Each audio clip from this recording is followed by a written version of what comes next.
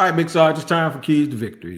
Since you're the guest of honor, you go first. What are the keys to victory for the Texans to win? Like you already done told me they're gonna win. Hey man, listen, I know that I'm just saying I'm just excited to see this Houston Texans team get a victory and head into the bye week. This is a divisional game, and this is the very first time I've ever seen D'Amico Ryans take a loss this hard. Like he even said it on a show that this one is hard to get over as far as the loss that they had against the Tennessee Titans. That's a team that they're not supposed to lose to, and every player in that locker room. Plus, I mean, the Texans just really don't. The Texans players don't like the other teams in their division. Like they really just they don't. And Joe Mixon, now that he's here, he really does not. And so with the opportunity for them to be able to get back on track, get themselves back on track, have that good feeling going into the bye week, and establish that dominance, get that dominance back, and go ahead and get another step closer to the AFC South. I mean, listen, I know that those games between the Jags, they're dog fights, but the key to victory, the main key is Will Anderson Jr. and Danielle Hunter. Tell Trevor Lawrence he may not be able to plant. I know it. Yeah, you're right. And I'm afraid of that. They do a pretty good job of getting rid of that ball. He has that non-throwing shoulder injury in that AC joint. You got these big old Lawrence Taylor shoulder pads on, so I know they're going to be careful with him. But the thing for me with Trevor is, he can get out of trouble. He kind of gets on my nerves a little bit when he reverses out over his left shoulder. That's a problem for me because now you not only reduce the field to half the field, you reduced your vision to half. You got to reset your eyes. Whereas usually if he opens up and bails, he can still be looking down the field. So that's a habit that he needs to break a little bit. I think the key to beating the Jaguars is to run the football. Yeah, that's it. And if you're going to be stubborn and think that okay, their safeties aren't playing well this year, I'm going to try them. Then you got to deal with Trayvon Walker. And then you got to deal with an occasional blitz from somebody. And then you got to deal with Joshua Hines-Allen because y'all offensive line ain't playing that great either.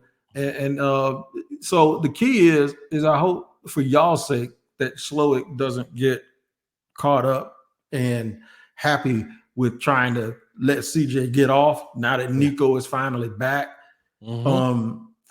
The key to beating Jacksonville, you got to bust them in their face in the middle and the interior.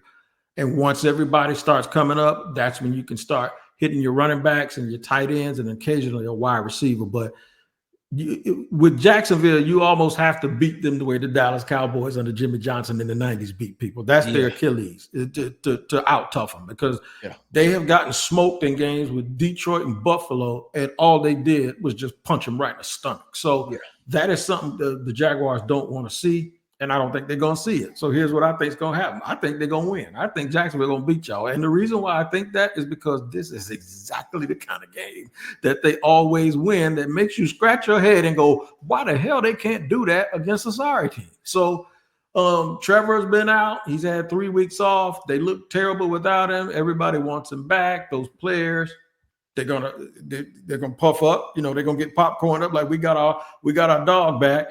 And then I think they see a window of opportunity to kind of try to create the same magic they created before. Part of it is I think they believe that Houston is their toughest game for the rest of the season, and they got 6.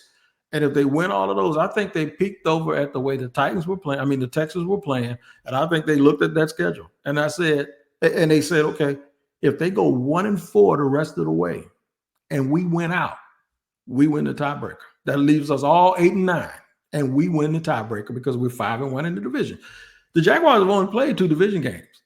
4 out of the next 6 games are against 2 of them against Tennessee, 1 against the Colts, and 1 of them here Sunday. And this is the one that is the hardest one, and that's why I think they're gonna win. Sarge. Wait, 2 things. One, we're coming up on Christmas here pretty soon, right? Yep.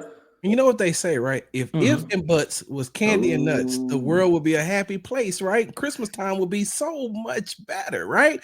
And 2, you're a veteran, correct? You served, right? Yes. Thank you for your service. But I also need to give you the PTSD hotline because you're suffering, you're suffering from PTSD right now, or you're going through some type of mental health experience. And listen, I understand. I suffer from them too. So because if you think that one, the Houston Texans ain't gonna win another game for the rest of the season. No, they can win one. They can win one. If we beat them, they can win one. Even if they win one, that gives them 8 wins. Okay, so let's just talk about this one. No, Trevor Lawrence can peel out, and guess what he's gonna run into?